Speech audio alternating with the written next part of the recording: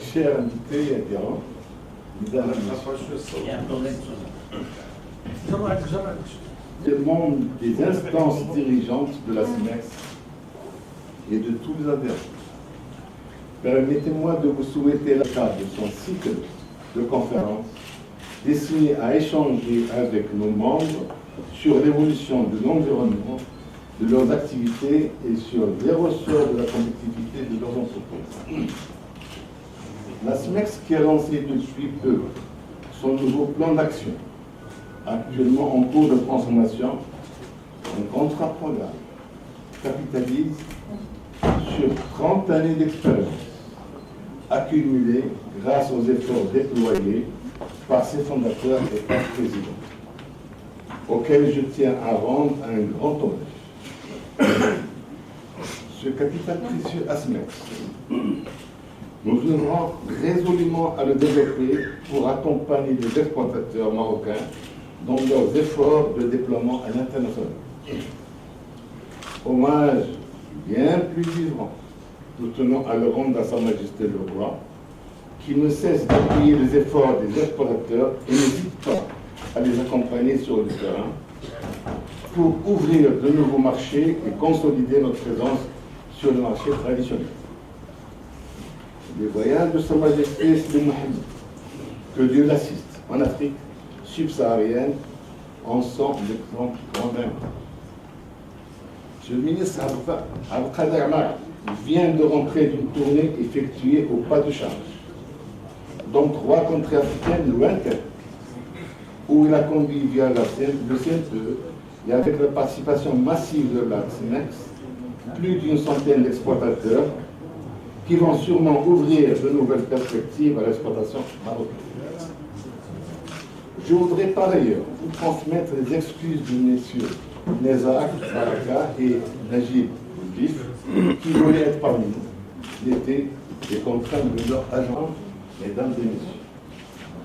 Je me réjouis que notre réunion affiche clairement l'esprit de synergie que la SMEX privilégie avec tous les représentants du secteur privé, dont je salue à leur tête Mme Magali Gonzalez, présidente de la CGM, les présidents des fédérations et associations sectorielles.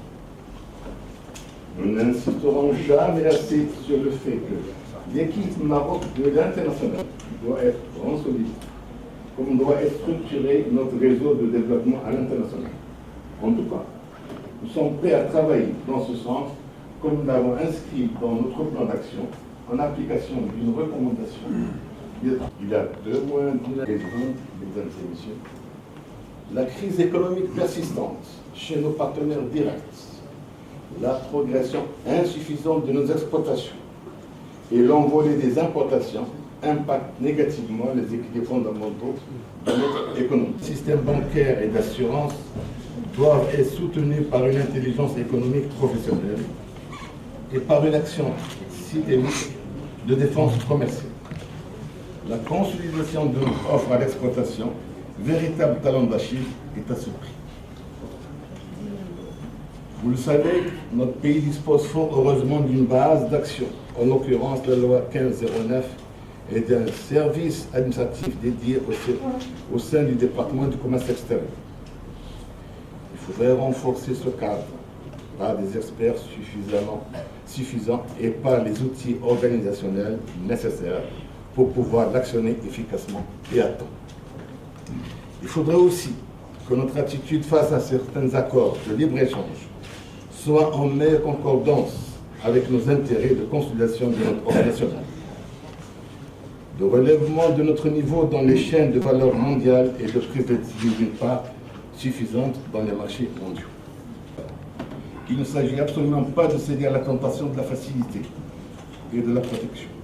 Il s'agit plutôt de mettre en marche une politique intégrée de défense commerciale au service de l'efficacité à l'exportation.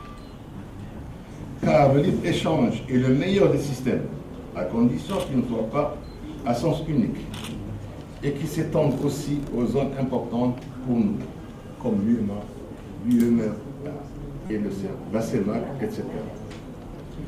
Le Maroc est appelé à assurer efficacement son système de défense commerciale. tout en respectant ses engagements vis-à-vis de ses partenaires. Mais quand cette condition s'avère difficile, il est nécessaire de revenir à la table de négociation avec nos partenaires pour équilibrer les conditions de concurrence et afin de sauvegarder les intérêts légitimes des producteurs, des importateurs et des consommateurs. Cette équation est certes difficile, mais les impératifs de sauvegarde de l'emploi, d'économie de devise et de construction des capacités à l'exportation sont des critères discriminants absolument incontournables.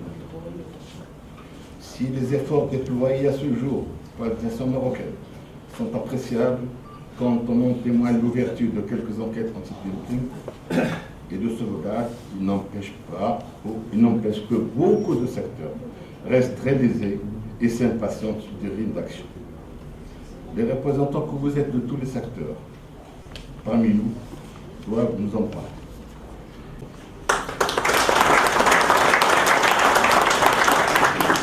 Sans plus tarder, je crois qu'il va falloir entendre et écouter M. le ministre. Sur lequel il y a beaucoup à dire. Je voudrais dans cette intervention juste cadrer un petit peu ce qu'on est en train de faire parce que je sais que c'est un sujet qui vous préoccupe autant que nous. Mesdames et messieurs, à mesure que la libéralisation a ouvert le commerce mondial à la libre concurrence, qu'il soit au niveau bilatéral, régional ou multilatéral, des mesures exportateurs sont déloyaux ou inondent massivement le marché, sachant que les produits en provenance des pays en développement et des économies en transition sont de plus en plus visés par ces mesures.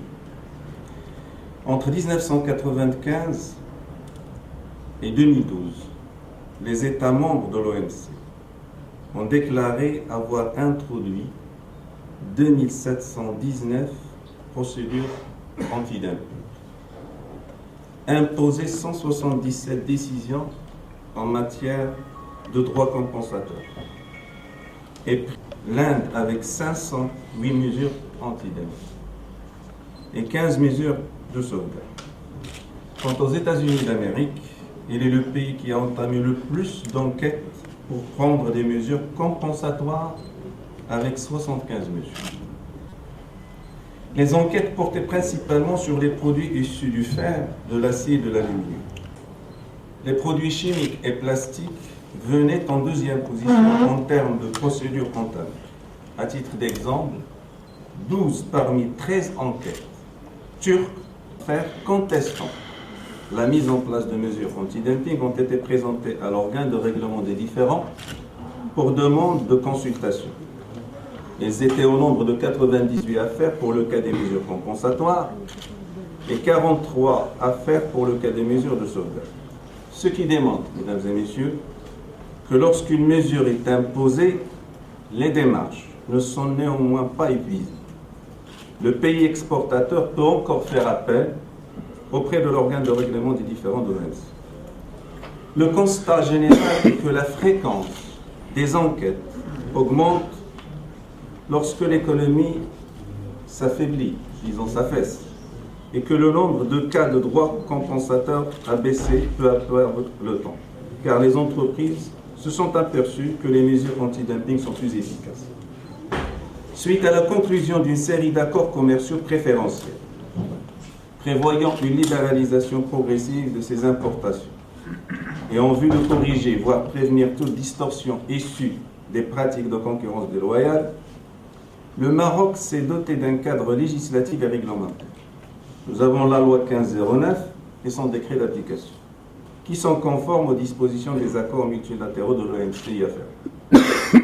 La question de défense commerciale a constitué en effet l'une de nos préoccupations fondamentales au regard de l'évolution qu'a connue notre commerce extérieur durant les 10 dernières années. Mesdames et messieurs, le choix irréversible de la politique d'ouverture économique se justifie aussi bien par la création d'un environnement propice à l'amélioration de la compétitivité et des conditions d'approvisionnement de l'entreprise marocaine que par le développement de nouveaux marchés à l'exportation pour les biens et services d'origine nationale, en mettant en place au profit d'entreprises exportatrices des opportunités en termes d'accès préférentiel offerts sur les marchés les plus dynamiques dans la région, l'UE et le monde des États-Unis, mais bien entendu d'autres marchés que vous connaissez bien, sur lesquels nous essayons et nous travaillons pour se déployer. Toutefois, mesdames et messieurs, et à l'instar de tous les pays développés ou en développement, le tissu productif national n'a pas échappé à la concurrence déloyale des prix de certains produits à l'import ou à l'accroissement d'importations massives d'autres produits, générant de facto des contre-performances en termes de capacité de production ou de développement à l'international. C'est d'ailleurs la raison pour laquelle nous estimons qu'il est nécessaire de pouvoir répondre d'une manière adéquate et efficace à cette pression par un dispositif réglementaire qui peut être déployé en toute légitimité et en parfaite conformité avec nos engagements internationaux. Cette réponse se doit de réparer tout préjudice causé ou pouvant porter des menaces graves suite à l'accès sur le marché national des importations dommageables. Il s'agit d'un ensemble de règles et procédures bien déterminées qui dérivent des accords pertinents de l'OMC, à savoir l'accord relatif aux mesures anti-dumping, l'accord sur les subventions et les missions de la loi sur les mesures de défense commerciale. Les mesures anti-dumping peuvent être appliquées contre les importations réalisées à des prix anormalement bas. Les mesures compensatoires contre les importations ayant bénéficié d'un soutien public, quelle que soit sa nature, dans le pays d'exportation. Et bien entendu, les mesures de sauvegarde contre les importations d'un produit dont le volume a connu une augmentation massive et inattendue, même si elles sont réalisées en total respect des taxes exigibles à la frontière, des règles d'origine ou vis-à-vis des prix pratiqués sur le marché national. La mise en œuvre de telles mesures implique la conduite par l'administration compétente, qui sont les exportateurs, producteurs nationaux et étrangers, et les importateurs. Au terme de ces enquêtes, l'administration compétente doit déterminer, sur la base d'éléments de preuves objectives, l'existence du dumping aux subventions ou accroissement massif des importations, l'existence d'un préjudice grave et le dommage causé à la branche de production nationale. À cet effet, le processus de mise en œuvre des dites mesures est conçu de telle manière à garantir un maximum de transparence, un équilibre entre les droits et obligations des parties concernées et une équité et objectivité dans le jugement et la prise de décision pour les autorités gouvernementales. À ce titre, j'ai souvent rappelé dans mes interventions à différentes occasions que l'utilisation de ce mécanisme de défense commerciale, mesdames et messieurs, est une ingénierie en soi, notamment en termes de prérequis nécessitant un savoir-faire pointu et des ressources humaines spécialisées permettant de construire des jugements ou des décisions défendables devant les parties antagonistes. Chose qui nous a poussé à mobiliser plus de moyens pour renforcer nos capacités en la matière. Et Dieu sait qu'en domaine de coopération, domaine de doute, on a toujours trouvé que les portes étaient fermées. Mesdames et messieurs, l'efficacité de tout système de défense commerciale passe tout d'abord par une meilleure information et compréhension de la communauté des affaires, de leurs droits et obligations à l'égard des mesures prévues par ce dispositif. D'ailleurs, ces procédures sont les seules dans le système OMC à octroyer un rôle actif à la communauté des affaires. Les gouvernements ne prennent de mesures correctives commerciales qu'à l'instigation dûment documentée et justifiée des entreprises locales ou pour des raisons commerciales. Pour ce faire, le ministère s'est fixé dans son agenda à remplir pleinement son rôle en organisant, en étroite collaboration avec la CGM et la SMEX, à partir du mois de septembre prochain dans les différentes régions du Royaume, des séminaires d'information et de vulgarisation au profit des opérateurs marocains sur les différentes dispositions de ce mécanisme, de ces mécanismes. Nous nous attelons également à la mise en place d'une plateforme en ligne sur la réception des requêtes aux demandes d'information des producteurs et exportateurs sur ce sujet, ainsi que toute autre problématique liée à l'opération d'exportation. Tout à l'heure, Sel Marawi va en parler dans le détail, parce que nous voulons qu'effectivement, cette problématique de la défense commerciale soit très très bien connue et issue de tout le monde. À valeur d'aujourd'hui, ce ministère a entrepris une panoplie de mesures de défense commerciale. Je cite à juste titre le droit anti-dumping de 25% appliqué sur le contreplaqué originaire de Chine. Et c'est suite à ça que les Chinois nous ont demandé de signer une convention bilatérale qui nous permettrait, avant d'arriver à l'instauration de ces mécanismes, de s'échanger justement les informations et les données. Le droit anti-dumping provisoire, variant de 25 à 60% sur le PVC originaire des États-Unis. Le droit additionnel spécifique provisoire de 550 dirhams la tonne sur les importations de fer à béton et fil machine en tant que mesure de sauvegarde. D'autres enquêtes sont en cours d'être finalisées. Il s'agit notamment de l'enquête anti-dumping relative aux importations d'insuline en provenance du Danemark, l'enquête anti-dumping sur les tôles laminées à chaud originaires de l'Union européenne et de la Turquie, et l'enquête anti-dumping sur les importations du papier format A4 originaire du Portugal. Est résolument engagé d'une part à encourager le développement d'un tissu productif national hautement compétitif, générant de plus en plus de valeur ajoutée, mais à protéger sa performance via le cadre réglementaire adéquat et dans le respect de ses obligations à l'égard des pays partenaires. Et je ne saurais conclure sans rendre un grand hommage aux équipes, je le dis en toute sincérité, qui ont œuvré scrupuleusement à la bonne interprétation des dispositions réglementaires dans ce domaine et ont démontré à nos partenaires commerciaux que le Maroc n'est pas moins doté que d'autres pays similaires et qui ont pu rendre opérationnels les différents instruments de défense commerciale. Mesdames et messieurs, je vous remercie.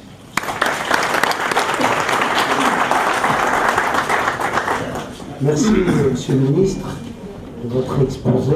Vous avez mis le point sur l'état des lieux actuellement et les engagements pris par soutenir les opérateurs économiques s'ils veulent absolument résoudre ce problème et agir en matière de défense commerciale.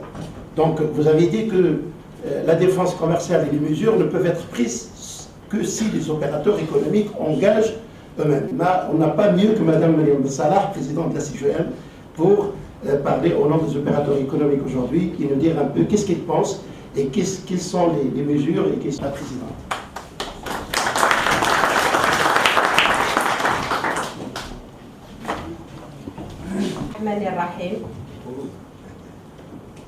Monsieur le ministre de l'Industrie, du Commerce et des Nouvelles Technologies, Monsieur le Président de la SMEX, Monsieur le Secrétaire général du ministère de l'Économie et des Finances, Monsieur le Secrétaire général du ministère de l'Industrie, du Commerce et des Nouvelles Technologies, Mesdames les Présidentes, Messieurs les Présidents, chers amis. Il m'est particulièrement agréable d'être parmi vous pour évoquer à nouveau un thème qui devrait constituer aujourd'hui une préoccupation majeure des politiques publiques du pays, celle de la performance de l'entreprise exportatrice et de la défense commerciale. Vous le savez tous, dans le contexte actuel, marqué par une crise de liquidité, offre exportable et politique étatique incitative. Sommes-nous dans une configuration idéale pour devenir des exportateurs de masse? La réponse aujourd'hui est non. Non, parce qu'à court terme, la conjoncture économique ne s'y prête pas. Au cours des 5 premiers mois de l'année 2013, nos ventes à l'étranger ont régressé d'un peu moins de 2%. Mais le plus important n'est pas dans le court terme. Il est dans la structure même de la chaîne de valeur de nos exportations. Nous vendons encore trop de matières, nous vendons encore trop de matières brutes et de produits semi-finis, alors que les gisements de valeur se trouvent dans les produits finis d'équipement et de consommation. Nous regardons principalement vers l'Europe, dont l'économie affiche des signes inquiétants d'atonie et ne diversifions pas assez nos marchés vers de nouveaux débouchés. En 2012, 61,8% de nos échanges commerciaux ont été réalisés vers l'Europe. Alors qu'avec cette Afrique, notre Afrique, l'Afrique à laquelle nous appartenons et qui, de l'avis de tous, constitue notre avenir, le volume de nos transactions commerciales ne dépasse pas 6,5% de nos échanges. L'Asie, continent quasi inconnu de nos producteurs de biens et de services, reste ce coin du monde qui nous vend 3 fois plus de denrées qu'il n'en achète chez nous. Il y a donc à la fois un problème de diversification géographique et d'offres exportables.